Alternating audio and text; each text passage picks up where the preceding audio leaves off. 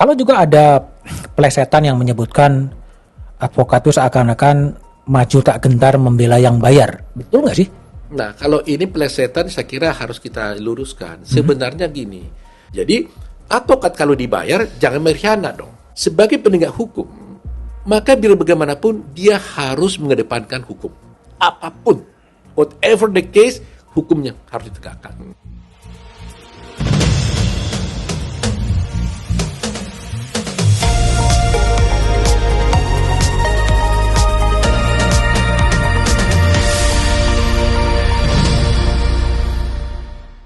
Tadi kalau Bang Oto mengatakan bahwa frustrasi dengan dunia peradilan, kalau saya ibaratkan dengan cancer itu, penegakan hukum Indonesia udah stadium berapa sebenarnya? Susah juga ya mengukurnya ya. Karena harapan saya tetap selalu ada. Ada? Ya, karena biar bagaimanapun Mahkamah Agung saya lihat juga sekarang kan berupaya. Ya, karena harus jujur juga kita lihat kan, tidak boleh harus mengkritik babi buta. Saya lihat juga Ketua Mahkamah Agung sekarang ini banyak juga melakukan penindakan-penindakan, pengawasan-pengawasan dari Mahkamah Agung kepada hakim yang melanggar, ya kan? Jadi ya kalau Ketua Mahkamah Agung konsisten terus di dalam memperjuangkan keadilan itu, bisa menegakkan pengawasannya ketat, ya harapan itu tetap harus ada. Ya, cuma saya katakan tadi, cuma agak lambat kalau tidak ada kerjasama antara penegak hukum yang lain. Tapi dunia hukum lagi sakit. Pasti. Sakit parah. Parah menurut saya. Boleh Mas Budian tanya Pak advokat yang lain, kira-kira bagaimana pengalaman mereka. Nah, tetapi kami sebagai dari advokat, kalau begitu gimana kan gitu. Ya. Seperti yang Mas Budian pertanyaan pertama, kenapa nggak ada lagi seperti zamannya Yamin. Ya, saya katakan tadi itu memang susah, karena pemerintah kita kan juga situasinya kan sudah berubah. Ya kan? Pemerintah dengan DPR sangat kuat. Ya kan? Ya kan? Jadi semua institusi kepemerintahan itu sangat kuat sekali. Jadi advokat itu pun kalau mau bersuara pun mungkin juga tidak semudah seperti zaman dulu. Dia akan bersuara seperti di padang pasir aja. Seperti di padang pasir. Kadang-kadang saya katakan begini, kita sudah berdoa tiap hari gitu ya, agar suatu perkara kita menang dengan kejujuran. Tapi kok nggak bisa berhasil juga. Sama di kasus Jessica saya katakan. Ini contoh lah umpamanya. Saya terus terang aja, dari hati kecil saya, dengan ilmu yang saya punya, dengan pemahaman yang saya miliki, yang Tuhan berikan pada saya meyakini Jessica tidak bersalah. Tapi pengadilan mengatakan bersalah, ya itu harus saya hormati. Karena itu udah jadi. Tetapi saya katakan, ya kenapa ya Lord, why you keep silent gitu. Tuhan, kenapa you diam dalam situasi seperti ini? Apakah sama seperti zaman Hitler dulu, waktu Hitler membunuh orang-orang Nazi dulu, orang-orang Yahudi dulu, ada juta orang Yahudi dibunuh di sana. Dalam hati saya, apakah 6 juta orang Yahudi yang mau dibunuh di kamp konsentrasi itu tidak berdoa? Pasti juga mereka berdoa pada Tuhannya. But Lord keep silent juga gitu. Nah itu terjadi sekarang ini. Saya nggak tahu bagaimana memecahkan persoalan ini. Nah satu-satunya harapan saya adalah ya secara teoritis ya, kalaulah Presiden mau menghimpun, memanggil semua penegak hukum yang ada ini duduk bersama, buka di atas meja apa masalah kita. Kita nggak perlu menyalahkan yang ke belakang, dibuka. Dan yang harus membuka ini harus advokat. Karena advokat yang paling tahu. Boleh katakan aktor utamanya ini kan advokat. Saya sudah katakan tadi, advokat itu punya potensi membuat hukum itu bengkok ataupun lurus. Jadi kalau mereka memanggil, Mahkamah Agung memanggil kita, Pak Oto, sebenarnya masalahnya apa di daerah? Saya buka, pasti kami lebih tahu. Kapolri bertanya, Pak Oto, bagaimana masalahnya di kepolisian? Kami buka, kami lebih tahu. Kebiasaan yang bagus itu hilang kenapa sih? Pertemuan melibatkan organisasi advokat? Itu yang saya heran sekali. Padahal dulu selalu, kalau pokoknya ada masalah, jaksa agung telepon. Pak Oto, ini gimana nih? Pak mau ribut dengan jaksa, apa yang terjadi? Kita sampaikan diam-diam, kita nggak gembor-gembor di luar. Saya sistemnya gitu. Saya ingin, saya tidak mencari popularitas, tapi kita beritahukan, Pak, begini masalahnya. dengan Pak Timur Pradopo sampai akhirnya kita membuat MOU dengan Polri. Dibuat MOU kan karena itu. Dan waktu itu memang tertib semuanya. Kalau ada masalah kita lapor. Dengan Pak Hari pun tumpah. Kalau ada masalah kita beritahukan. Waktu itu juga sampai kita usulkan kepada Pak Hari Pintumpa, Pak bikin sistem kamar dan sebagainya. Kita ujukan apa ide-ide kita gitu. Dan mereka siap berdiskusi. Tapi sekarang semua itu tidak ada lagi. Jadi cita-cita negara hukum itu semakin jauh. Ya menurut saya. Bayangkanlah, dalam membuat undang-undang sekalipun, dulu pemerintah itu selalu organisasi profesi terlibat. Zaman dulu aja, waktu saya masih IPRADI belum ada nih Mas, masih IKADIN, saya ketua IKADIN, itu saya menjadi ketua, salah satu anggota tim perumus pembuatan KUHP. Padahal dulu itu masih belum ada peradi.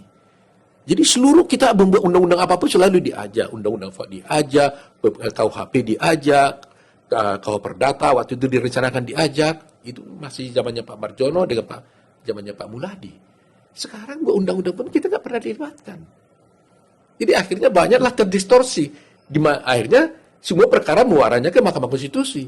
Kalau advokat diajak mungkin, bukanlah mungkin, minimalisir lah. Karena kita lebih tahu kan. Kita lebih tahu kalau ada satu undang-undang yang dipikirkan advokat, mana kelemahannya. Kan selalu berpikir advokat seperti itu. Nah kalau itu diminta pendapatnya sebelum undang-undang dikeluarkan, pasti kelemahan itu sudah bisa teratasi. Tapi kan banyak anggota-anggota advokat yang juga jadi anggota DPR yang ikut menjadi pembahas undang-undang juga. Tapi kan dia di sana bukan lagi sebagai advokat. Dia kan sudah petugas partai. Petugas partai. Ya, dia sudah menjadi petugas partai. Nggak mungkin dia bisa berposisi sebagai advokat lagi. Termasuk yang di kantor staf presiden juga banyak advokat-advokat yang berada di sana. Ya justru itu saya katakan. Kalau di sana kan sudah pasti kepentingan politik. Ya. Nah, hanya itu sebabnya seperti saya, Mas, saya nggak pernah masuk partai politik. Hanya untuk menjaga independensi ini. Supaya kita bisa bersuara tentang independen gitu loh. Karena rumusnya adalah, kalau dalam suatu negara tidak ada lagi suatu yang negara hukum ya, kalau advokatnya tidak independen, maka tidak akan mungkin tegak rule of law. Itu pasti, definitely seperti itu. Independensi seorang advokat itu mutlak diperlukan di dalam suatu negara hukum. Apa arti independensi itu? Ya, kalau dia independen, maka dia tidak akan bisa dipengaruhi oleh siapapun di dalam menangani perkara maupun di dalam menegakkan hukum. Tidak ada intervensi pihak luar, tidak intervensi, termasuk intervensi kliennya yang berlebihan, yang tidak terukur gitu loh. Itu juga nggak boleh. Jadi independensi itu jangan dianggap hanya dari kekuasaan. Dari kliennya pun juga harus bisa dia ukur. Yang membuat tekanan intervensi yang melebihi, menyuruh melakukan suatu kewajiban hukum, melanggar hukum, dengan melanggar hukum, itu dia harus lawan. Itu. Bang Oto, kalau saya tanya ke soal banyak perkara yang ditangani, antara lain menangani kuasanya Pak Muldoko, ya itu ceritanya gimana? Karena orang membandingkan David lawan Goliat, seorang LSM ICW yang kemudian berhadapan dengan kepala staf presiden didampingi oleh advokat yang ternama dan besar gitu. Itu gimana ceritanya sebetulnya? Saya kira mungkin bisa saja orang berpikir seperti itu, tapi itu kan karena mungkin jabatan-jabatan yang dimiliki kan. Tapi di dalam hukum sebenarnya kan semua sama. Buktinya kita lapor pun sesuai dengan hukum juga, datang juga ke Mabes Polri, buat berita acara, pemeriksaan juga datang juga, tekan berita acara, nggak ada yang berbeda, Mas. Jadi sebenarnya kebetulannya simbol-simbolnya mungkin kelihatannya karena jabatan Pak Muldoko kepala staf presiden, sehingga dia nggak seperti itu.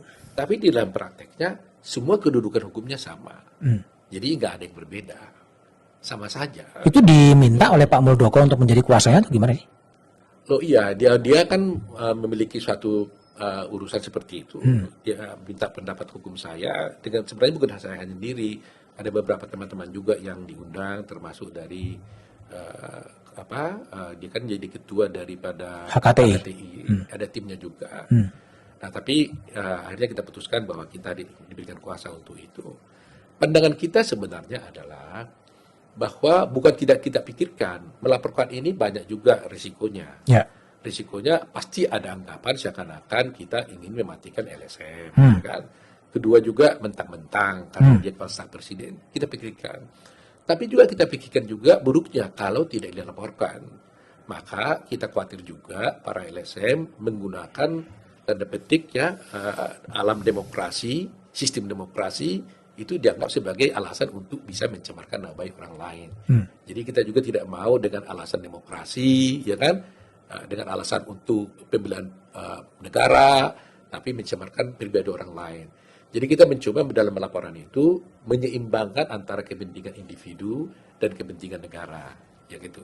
Jadi tujuan kita semata-mata bukan mau mempidanakan orangnya, tapi perbuatan yang dilakukan itu juga itu adalah berbahaya, mencemarkan fitnah terhadap salah satu orang, apalagi seorang pejabat itu juga lebih berbahaya. Jadi itu seperti yang dikatakan fitnah lebih kejam dari pembunuhan katanya kan. Nah jadi kalau seorang difitnah ngeri juga itu mas. Jadi jangan kita lihat dari sisi hanya LSM-nya. Nah oleh karena itu selalu saya katakan pada setiap orang bahwa di dalam menangani suatu perkara mas, sering ada begini. Oh itu pembela koruptor katanya. Kan begitu banyak kali ya kan. Itu pembunuh koruptor, pembela pembunuh. Nah saya selalu katakan sebenarnya itu keliru. Kita kan bukan membela koruptor, tapi membela orang yang dituduh korupsi. Kita membela pembunuh, sebenarnya bukan membela pembunuh, tapi membela orang yang dituduh membunuh. Sama dengan kasus Pak Muldoko juga, kan gitu, yang difitnah. Kan gitu. Nah, jadi yang jadi soal sebenarnya, Mas, adalah bukan siapa yang kita bela, tapi bagaimana advokat itu caranya membela. Seorang yang baik pun, pendeta, kiai, dan sebagainya, tokoh masyarakat yang betul-betul dihormati orang, kalau dibela oleh advokat dengan cara yang buruk, maka tetap advokat itu advokat buruk, Mas. Tapi seorang koruptor, seorang yang melakukan korupsi, atau seorang yang dituduh melakukan pembunuh, kalau advokatnya itu membela dengan cara yang benar, sesuai dengan hukum, dia tetap menjadi seorang pengacara yang benar. Jadi bukan orangnya, bukan siapa klien yang jadi soal, tapi bagaimana advokat itu, cara advokat itu melakukan pembelaan itu dengan baik. Itu. Tapi bukankah juga ada pilihan-pilihan politik bagi seorang advokat bahwa saya memilih untuk tidak mendampingi orang yang disangka korupsi, karena korupsi adalah ya musuh utama bangsa. Kalau Bang Oto gimana? Nah, ini penting sekali ini untuk Mas Budiman tanya ini. Dalam kode etik advokat itu, advokat itu dilarang menolak suatu perkara yang dengan alasan politik, ya, alasan gender, ya, alasan keyakinan agama, perbedaan agama, dan sebagainya. Jadi kalau umpamanya dia partai politik A, saya itu lawan saya, nggak boleh dia menolak perkara itu. Kalau dalam kasus korupsi, narkotika, nggak bisa. Nggak bisa. Itu namanya itu pelanggaran kode etik. Jadi siapapun yang datang, kasus apapun yang datang, dia harus terima. Dia harus terima. Dia hanya bisa menolak dengan dua alasan. Satu, bertentangan dengan hati nurani. Kedua adalah dia tidak ada konflik of interest. Dalam kasus ini. Ketiga adalah dia tidak ahli. Jadi ada tiga alasan. Dia tidak expert di bidang itu. Bertentangan dengan hati nurani itu apa? Nah, bertentangan hati nurani ini memang waktu kami buat kode etiknya ini juga perdebatannya panjang. Satu contoh di Bali. Ada bom Bali. Yes. Kita minta orang advokat Bali itu untuk menyerahkan perkara, mereka tidak mau. Karena mereka mengatakan ini sudah menjadi pertentangan batin mereka. Kalau mereka menangani ini di Bali, mereka sudah membenci terorisme itu, ya. Jadi mereka sudah melekat seakan-akan mereka itu teror ini, tindakan membuat bom itu sudah merusak kehidupan mereka. Sehingga kalau mereka tangani, pasti mereka tidak bisa objektif lagi. Jadi sebenarnya for the interest of the client sebenarnya, demi kepentingan hukum klien itu, kalau saya sudah bertentangan dengan hati nurani saya, kalau saya bela klien saya ini, pasti saya tidak objektif lagi, tidak bisa best effort lagi, maka dia harus mengundurkan diri. Itu poinnya. Dalam menangani perkara, kalau Bang Oto lihat perkara mana yang paling Anda puas betul mengungkapkan kebenaran, mengungkapkan keadilan dalam perkara yang ditangani oleh Bang Oto, perkara apa itu? Ya kebetulan terbuka untuk umum, perkara Jessica. Saya puas untuk, walaupun hasilnya tidak sesuai dengan harapan. Tapi bagi saya adalah, tugas saya adalah best effort. Best effort. Soal bersalah atau tidak itu di tangan hakim. Mereka yang bertanya-tanya pada Tuhannya, bukan saya. Oke. Kalau saya tidak bersungguh-sungguh, ya itu saya bertanggung jawab kepada Tuhan saya, kepada klien saya. Putusan kan dalam demi Tuhan Yang Maha Esa. Kalau mereka merasa itu benar, ya silahkan, nggak apa-apa. Tapi saya tidak merasa seperti itu. Dan saya puas. Tidak puas dengan putusannya, tapi puas dengan pembelaan saya. Nah, dan sampai sekarang saya tetap menjalin hubungan baik dengan Jessica. Dan kemarin juga kebetulan Jessica mau diminta oleh Netflix untuk dibuat film dokumenter. Oh. Ya, saya tetap mendampingi dia. Oh, oke. Jadi akan ada Netflix datang, sutradara dari Amerika, membuat suatu film dokumenter tentang Jessica. Oh, dan Bang Uto mendampingi. Ya, dan kita semua diwawancarai. Dan bayangin bahwa sampai Netflix datang bukan kita minta, karena mereka tertarik dengan kasus itu. Artinya berarti saya sudah berupaya dengan baik, berarti sudah bisa mengungkapkan kasus yang sebenarnya gitu. Nggak dibuat buku ya? Enggak, buku belum, tapi ada ditulis oleh seorang Simon Booth. Simon Booth ini adalah profesor dari Australia. Dia menulis jurnal di California University. Udah ada jurnalnya. Nggak misalnya novel menjadi, itu kan lebih menarik. Yang pertama dokumenter dulu. Dokumenter. Dokumenter kan berarti fakta-faktanya semua. Nah, ada yang mencoba untuk membuat film, tapi kami belum terima. Oke. Karena saya tidak mau dibuat ini jadi mainan. Oke. Tapi kalau sudah keluar dokumenternya, mungkin akan dibuat dalam satu film. Jadi beda kan, film dokumenter kan mengungkap fakta. Seluruh yang terlibat di situ akan diwawancarai. Ahli-ahlinya termasuk hakimnya kalau mau juga. Oke. Bang, banyak juga ada sesuatu yang pengamatan observasi yang mungkin sangat-sangat di permukaan ya.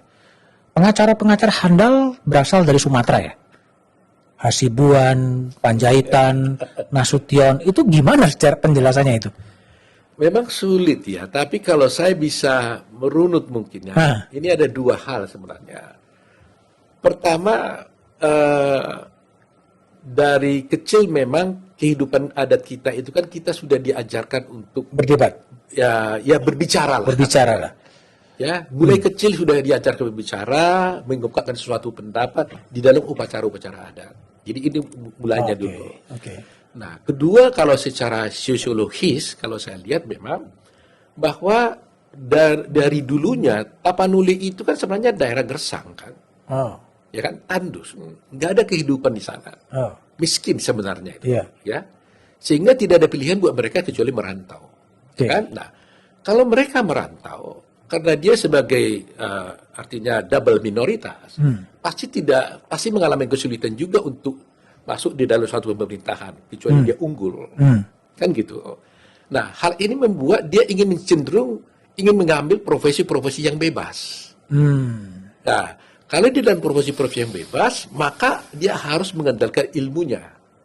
Nah, profesi yang bebas tentunya adalah salah satu di antaranya advokat. Dia tidak perlu harus melamar sebagai pejabat negara, apa segalanya kan, profesi yang bebas. Nah, jadi situasi itu membuat dia terpaksa untuk bisa unggul gitu. Terasah dari mulanya gitu. Jadi dari kecil dia sudah terbiasa dengan acara-acara adat, mengungkap perasaan, perdebatan-perdebatan dalam adat sudah mulai diikutinya, sehingga cenderung dengan logika. Gitu. Jadi selalu mereka diajarkan dengan logika berpikir memang. Nah, sambil dihadapkan pada situasi psikologis tadi, sosiologis itu. Jadi nggak ada pilihan buat dia, harus masuk kepada suatu lembaga yang independen gitu. Dan kesan di publik selain berasal dari Tapanuli, juga penampilannya hedonis dan kaya-kaya gitu ya. Sebenarnya nggak semuanya. Nggak semuanya. Cuma begini, memang terus terang aja ini problem sangat serius bagi kami Prahadi ini. Karena ada beberapa orang lah kita bikin ya, ada orang-orang advokat yang kebetulan sukses secara ekonomis, ya, dan dia mempunyai akses kepada dunia maya. Sehingga bisa mempengaruhi opini masyarakat dan dia mempertontonkan perilaku yang hedonis tadi, ya. Dan itu bukanlah contoh advokat yang sebenarnya. Jadi kami ini di Prahadi ketiak PKPA selalu kami coba cuci terus nih, bagaimana meluruskan, karena ada Kami tanya umpamanya di PKPA, Anda pengen jadi advokat gara-gara apa? Hmm. Ada juga yang bilang gara-gara itu, gitu loh. Ada yang hedonis itu, Ya. ada yang menggambarkan cewek-cewek dan sebagainya itu, perempuan-perempuan itu. Saya katakan menjadi kaya nggak salah. Oke. Ya kan sepanjang halal ya kaya boleh dong. Nggak ada yang halal, yang nggak ada yang salah di sana. Dan saya punya Lamborghini, nggak ada yang salah. Ya sepanjang kau dapatkan itu Lamborghini dan digunakan tujuan baik nggak ada masalah. Yang jadi soal itu adalah bukan itu tujuan sebagai seorang advokat, ya kan? Harta, mobil mewah itu adalah konsekuensi logis Dari kerja keras. dari pelayanan hukum yang baik. Kalau saya berprestasi baik, memberikan pelayanan hukum saya yang baik, ya tentunya harga saya lebih naik. Dulu waktu pemula mungkin saya dibayar $75. Kalau sudah besar tambah $35, $330, tambah sampai 500 dan sebagainya. Sesuai dengan kemampuannya gitu. Jadi konsekuensi logis itu, tapi bukan cita-cita, Mas. Kalau kita bercita-cita dapat uang, kita berpotensi untuk menghalalkan segala cara.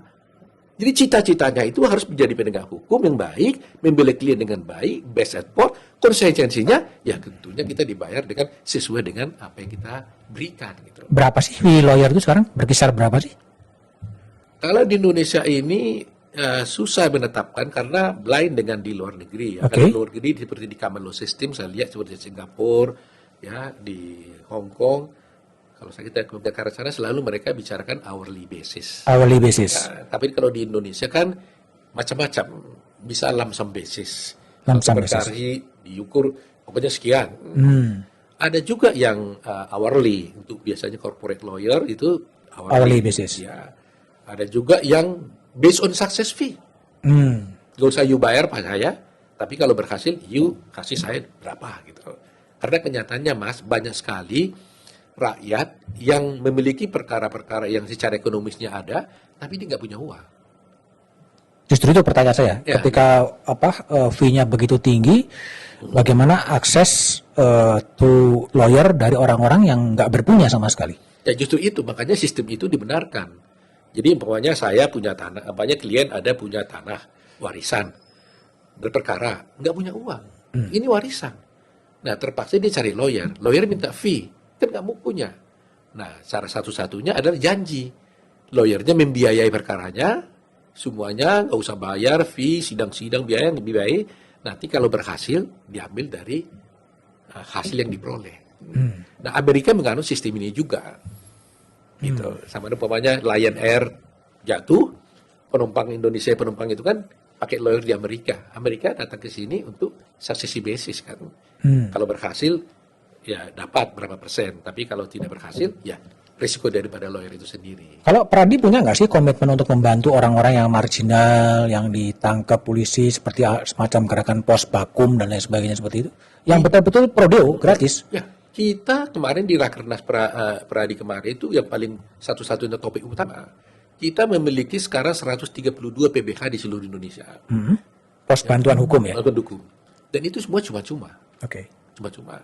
Nah sekarang kita sedang mau bekerja sama dengan suatu perusahaan untuk membuat suatu aplikasi bentuk pro bono. Oke, pro bono. Jadi nanti di dalam aplikasi itu advokat ini bertemu di aplikasi, Ya. karena orang ini nanti adalah tidak memberikan advice secara cuma-cuma, rakyat manapun boleh akses ke sana. Nah, ini program utama kita.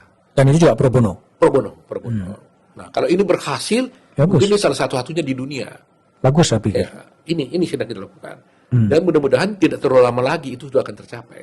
Oke. Karena aplikasinya sudah dikerjakan selama 2 tahun, membuat seperti itu. Tinggal kemarin kita minta komitmen daripada semua advokat supaya siapapun yang diminta hadir di dalam aplikasi itu wajib memberikan cuma-cuma. Dan semua mau. Oke. Saya kembali bergeser ke dunia peradilan di samping advokat soal hakim setelah seleksinya melalui komisi yudisial. Evaluasi Bang Oto hasil seleksi hakim agung melalui komisi yudisial lebih bisa mendelivery justice kepada khalayak atau gimana? Kami Peradi sekarang ini sedang membuat suatu evaluasi tentang ini. Evaluasi kami sementara ya, nanti kami akan keluarkan dari suatu produk ya, bahwa kami berpendapat sebenarnya peran dari komisi yudisial itu sebagian harus diambil. yaitu menseleksi hakim itu tidak lagi diberikan kepada Komisi Yudisial, Oke. tapi harus tetap kepada Mahkamah Agung. Kenapa? Harapan seorang hakim dimanapun ketika dia menjadi hakim adalah menjadi hakim agung. Tapi sekarang harapan itu sudah sirna sebelum dia mencapai cita-citanya. Karena apa? Karena kita lihat sekarang ini Komisi Yudisial merekrut hakim itu tidak menggunakan ukuran yang tepat menurut saya. Ya kan? Kenapa saya bilang tidak ukuran tepat? Coba bayangkan seleksi hakim agung dibuat dengan membuat makalah. Ya. Yang ditanya, dilihat rumahnya besar atau kecil. Ya kan? Seleksi makalah diuji. Seperti anak mahasiswa mau lulus gitu loh. Itu tidak tepat sekali, Mas. Seorang hakim yang baik itu dilihat dari putusannya, Mas. Ya. Jadi sebenarnya yang harus diuji, yang dilihat itu adalah bagaimana karir dia selama ini. Jadi harus dilihat, dan yang mengetahui itu adalah Mahkamah Agung. Umpamanya, selama dia menjadi hakim di pengadilan negeri, dia menangani perkara berapa? Katakan 100. Kemudian di pengadilan tinggi dibatalkan atau tidak? Atau yang terakhir jadi Mahkamah Agung ini akhirnya dibatalkan atau dikabulkan. Kalau 100 dibatalkan 100 perkaranya, 60% dibatalkan oleh Mahkamah Agung, pasti hakim ini bukan hakim yang baik. Paling tidak secara formal begitu ukurannya. Nah, sekarang putusan hakim tidak lagi digunakan sebagai acuan untuk menuju karirnya. Saya mau naik pangkat, seorang hakim, saya hakim pokoknya, mau naik pangkat, tidak ada urusannya dengan putusan saya. Jadi tidak ada urgensinya saya membuat putusan yang baik untuk mencapai karir yang lebih tinggi. Sehingga dia berpikir, untuk apa saya bikin putusan yang bagus? Ya, akhirnya mungkin ya ini hanya begini, dia jadi malas. Demotivasi terjadi. Motivasinya hancur. Sudah hancur dan luntur sebelum dia menjadi hakim agung. Nggak ada harapan jadi hakim agung. Ya udah bermain-main aja di tingkat pengadilan negeri sama pengadilan tinggi. Nah kalau ini dibiarkan, Mas, akan berbahaya. Ya, jadi terjadi demotivasi di antara hakim-hakim sebelum itu. Nah, kemudian setelah kita lihat, kalau ini tetap dibiarkan, saya tidak melihat akan ada kebaikan di kemudian hari. Nah, kemudian hakim-hakim yang berasal dari luar itu juga, ya ada yang bagus, ada yang tidak juga. Tapi umumnya butuh waktu yang banyak buat dia untuk belajar tentang itu, tentang bagaimana menjadi hakim baik. Saya sendiri pernah menjadi arbitrator, ya membuat putusan itu nggak mudah. Tapi yang kami ingin usulkan secara resmi dari Peradi adalah supaya pemerintah mengkaji lagi undang-undang itu. Kewenangan untuk menseleksi hakim tidak boleh lagi diberikan kepada Komisi Yudisial, harus tetap kepada Mahkamah Agung. Kalau tidak, dan mungkin saya pikir jangan-jangan gitu pikiran saya, jangan-jangan ini mau kita bahas, jangan-jangan hakim-hakim ini terjadi praktik-praktik buruk itu di daerah ini, mungkin gara-gara itu juga. Untuk apa saya baik-baik bikin putusan baik, Mas? Oke. Ya kan? Oh juga tidak ada gunanya jadi hakim karir saya. Sekarang kan seleksinya melalui Komisi Yudisial, kemudian dibawa ke DPR, fit and proper di DPR, lebih ke pertimbangan politik. Ya.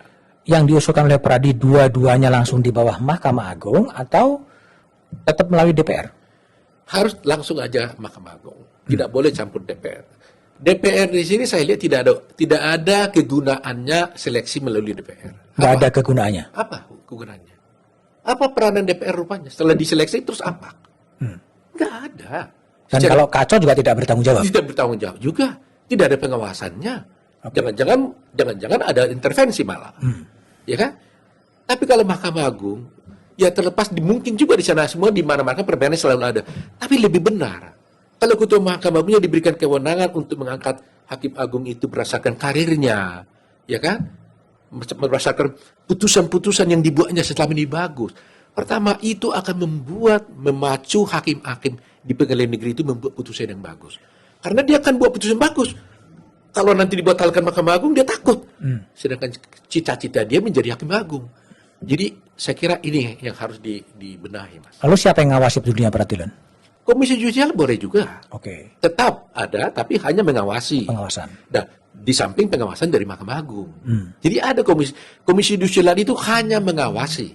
tidak melakukan seleksi. Jadi kewenangan menyeleksi itu yang saya minta harus dicopot, diambil, termasuk kewenangan dari DPR, diberikan langsung kepada Mahkamah Agung. Kalau posisi hakim ad hoc, Hakim ad hoc saya pikir juga nggak perlu, menurut saya nggak perlu. nggak perlu. Artinya hakim-hakim ada yang sekarang sudah cukup mumpuni. Pak ad hoc itu kan diharapkan supaya ada independen gitu kan. Ya. Tapi ternyata orang ini kan nggak mungkin juga independen kan. Nggak ada, sudah teruji, sudah berapa puluh tahun, Ya. sudah berjalan. Nggak ada faedahnya. Udahlah, serahkan kepada Mahkamah Agung saja semua. Oke. Bang, ini pertanyaan yang saya selalu ajukan ke tamu di Back to BDM ya. Bang Oto yang sudah malang melintang di dunia advokat, apa sih masalah mendasar dari bangsa Indonesia ini? Menurut saya ini adalah soal trust ya. Trust. Gimana itu penjelasannya? Saya memberikan suatu ilustrasi pendapat daripada seorang tokoh ya Cina yaitu Konghucu. Oke. Murid Konghucu bertanya, guru katanya, kalau saya ditunjuk jadi pemimpin, apa yang harus saya lakukan di dalam memimpin negara ini? Konghucu menjawab, ya tentunya kamu harus membuat kabinetmu. Tapi di antara kabinet itu yang tidak ada minimal adalah 3. Apa itu guru katanya? Konghucu mengatakan 1 adalah militer. Artinya harus ada keamanan. Ya.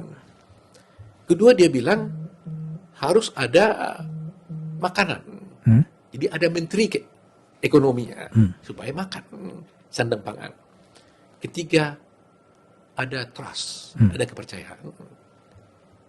Sebab katanya kalau sudah ada makan, sudah aman, ada kepercayaan, pasti negara makmur. Nggak ada keributan, masing-masing percaya. Terus murid bertanya, kalau hanya ada 2 guru, mana yang dipilih? Konghucu menjawab, tinggalkan militer, biarlah makanan dan kepercayaan. Sebab meskipun tidak aman, tidak ada menteri pertahanan, tetapi ada makan, perutmu kenyang, dan di antara kamu berdua saling percaya satu sama lain, tidak akan ada keributan. Makan enak, percaya, pasti aman. Terus murid bertanya lagi, kalau hanya ada 1, yang mana guru? Lantas Konghucu menjawab, pilih kepercayaan, bukan makanan. Loh, kenapa?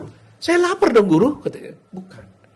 Kalau kamu ada makanan, tapi tidak ada kepercayaan, kamu akan membunuh untuk mencari makan ini. Tapi meskipun nggak ada makanan, kamu percaya di antara satu sama lain, maka di antara kamu akan bersama-sama, hidup bersama mencari makanan, dan kamu akan hidup dengan damai. Itu masalah bangsa kita ini. Jadi saya lihat, di antara bangsa ini tidak ada lagi kepercayaan satu sama lain. Tidak ada lagi kepercayaan satu sama lain. Jadi low trust society. Iya.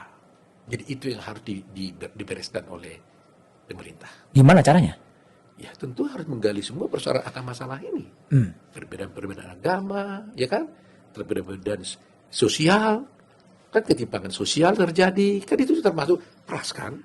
Kalau terjadi ketimpangan sosial, pasti trust berkurang, ya kan? Terjadi ada terorisme, ada radikalisme, itu pasti kan persoalannya kan ada. Pasti ada mungkin kesenjangan sosial. Nah itu harus diselesaikan oleh bangsa. Kalau trust ini tidak ada lagi satu sama lain, percayalah kita hidupnya akan lebih sulit nanti. Oke. Kalau negara yang kira-kira yang diidamkan oleh seorang Otto Hasibuan, itu negara di mana sih yang punya benchmarking yang negara dengan tingkat kepercayaan yang begitu tinggi di level society maupun state dan society, di mana kira-kira? Maksudnya contoh negara. Contoh negara, ada nggak? Saya lihat contoh negaranya itu ya seperti Norway ya. Norway, oke. Norwegia itu. Scandinavian countries ya. Countries lah. Ya. Oke. Saya pernah ke sana juga. Saya berbincang-bincang dengan lawyer di sana, kehidupan di sana. Ya betul-betul damai sekali. Lingkungan hidupnya dijaga dengan baik. Ya kan.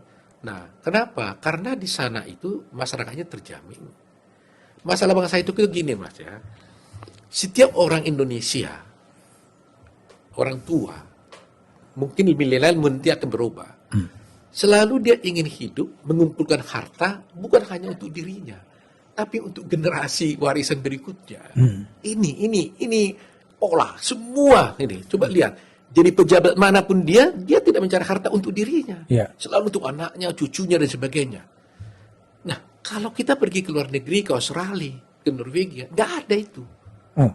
Nggak ada. Karena dia cukup dapat untuk dia, anaknya, dia pikir, ya nanti negara udah ada yang urus.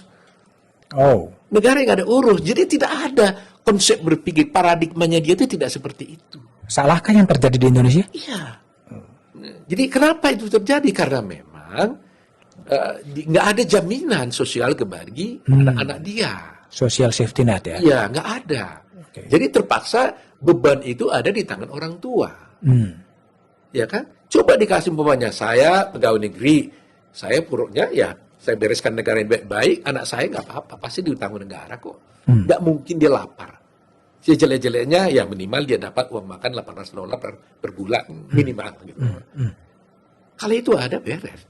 Nah, paradigma ini masih ada di Indonesia. Jadi kalau Mas lihat Budiman, koruptor, yang korupsi, yang kaya-kaya loh. Bukan yang miskin. Yang kaya-kaya? Nah, kan betul Iya, Mas iya. Budi bertanya, kenapa yang kaya yang korupsi? Ya karena itu, bukan karena dia kurang. Tapi dia ingin menambah pundi-pundi untuk cucu-cucu anak-anak. Karena rakus juga ya? Ya, ya mungkin ya saya pakai istilah itu. Saya nggak ngarang karena Ya, ya. bukan rakus istilah saya. Dia ingin memberikan jaminan lebih banyak kepada keturunannya. Oke. Itu. Dan itu hampir seluruh orang tua di Indonesia. Nah, mungkin juga saya, mungkin bekerja ini mungkin bukan untuk diri saya saja lagi, untuk pikir anak, cucu mungkin. Ini paradigma ini belum selesai nih, Mas. Kalau sosok pemimpin siapa yang Bang Otto idolakan sebetulnya? Pemimpin yang ada, ya saya kalau di Asia, saya pikir sulit mencarinya kecuali Mahatma Gandhi ya. Mahatma Gandhi, India. Ya Gandhi ya, kecuali dia ya. Kalau di Amerika, saya lebih cenderung dengan John F. Kennedy. John F. Kennedy. Gandhi karena perlawanan non-violence. Iya betul. Kennedy karena Ya, dia suatu tokoh yang karismatik menurut saya, ya, karismatik, dan dia juga walaupun pendek sekali umur dia ya, ya, tapi saya melihat pemikirannya cukup jenius lah ya. Kalau di Indonesia adakah tokoh itu? Susah ya. Susah. Tapi kalau tokoh sesembitan, tokoh yang lebih punya komitmen untuk menegakkan negara hukum dalam arti yang sebenar-benarnya, ada nggak di Indonesia? Dengan tidak bermaksud mengecilkan yang lain, Ya. saya kira Gus Dur. Gus Dur. Salah satu. Dia cinta bangsa ya. Cinta bangsa. Saya melihatnya begitu karena dia tidak pernah mikirin dirinya, saya lihat. Ya, tidak mengecilkan yang lain. Tapi Gus Dur salah satu tokoh yang saya lihat dia tidak pernah mikirkan dirinya. Dia konsisten memikirkan bangsa ini Oke. dan punya keberanian ya gitu. Dengan segala kompleksitas persoalan tadi, hukum yang diperjualbelikan, agak frustrasi. Gimana imajinasi Bang Otto di Indonesia 2045? 2000 45. 100 tahun Republik. imajinasi saya karena generasi sudah berubah, Mas. Oke. Saya punya harapan yang positif. Saya punya harapan positif. Nah, ya, yang penting sekarang ini adalah saya harapkan semua pemimpin harus tetap mengedepankan pendidikan. Pendidikan. Ya, karena kalau pendidikan ini tidak ada, kita akan rusak gitu. Dan pendidikan ini pun jangan jangan kita menganggap terlalu malu kalau kita bicara kepala dasar. Ya. Apa yang dikatakan oleh Ki Hajar Dewantara, ya itu tetap menjadi dasar kita. Budi pekerti itu tetap harus. Mungkin kita bilang, itu bosan ngomong begitu. Enggak, kita tidak boleh bosan seperti itu. Karena teknologi kan luar biasa. Ilmu pengetahuan sekarang kan luar biasa majunya. Saya khawatir akhirnya semua ini hilang. Sama di dalam dunia advokat. Coba bayangkan, profesi officium nobile, yang Nobel. Ini bagaimana mewujudkan ini dalam dunia industri advokat. Saya katakan industri advokat. Industri advokat ya. Ya, kan gitu. Bagaimana menerapkan ini? Jadi saya selalu katakan pada di dalam pendidikan profesi advokat, saya katakan ini tidak mudah. Tapi kalau Anda pernah mendengar yang saya ucapkan ini, bahwa bagaimanapun Anda adalah sebagai the guardian of constitution, profesi yang nobel, memikirkan rakyat dan sebagainya. Kalau Anda pernah dengar, Anda renungkan, paling tidak ini akan tetap bisa mewarnai hidup Anda, walaupun Anda sudah jauh di sana, gitu loh. Tapi kalau sama sekali dia tidak pernah dengar, nggak mungkin itu terngiang di dalam batinnya. Jadi kita orang tua, pemerintah harus tetap mendengungkan itu. Ya, percayalah, walaupun tidak terlihat sekarang, tapi nanti dia akan ingat gitu. Itu untuk generasi kita. Jadi dunia kepercaraan sekarang sudah masuk dalam industri ya? Saya lihat sudah hampir industri. Sangat materialistik. Materialistik. Gitu. Dan itu tanpa sadar terbawa arus begitu. Ya, lihat kita di luar, saya mendengar ya, saya belum lihat konkretnya, tapi ada mendengar juga bahwa ada kantor advokat yang sudah go public, ini coba bagaimana? Kantor advokat go public. Ya, bagaimana itu? Apa yang salah? Loh, sekarang berarti produknya apa yang menjadi asetnya itu? Yang menjadi go public itu asetnya yang mana itu? Di mana lagi kode etiknya nih? Oke. Ya kan kalau go public itu kan ada aset yang menjadi sedemikian rupa kan gitu. Jadi yang saya katakan, makanya saya selalu kalau saya bicara seperti ini orang mengatakan aduh Pak Oto ini utopis katanya. Utopis. Tapi saya bilang enggak. Minimal Anda pernah dengar. Makanya saya selalu memilih kuliah kode etik.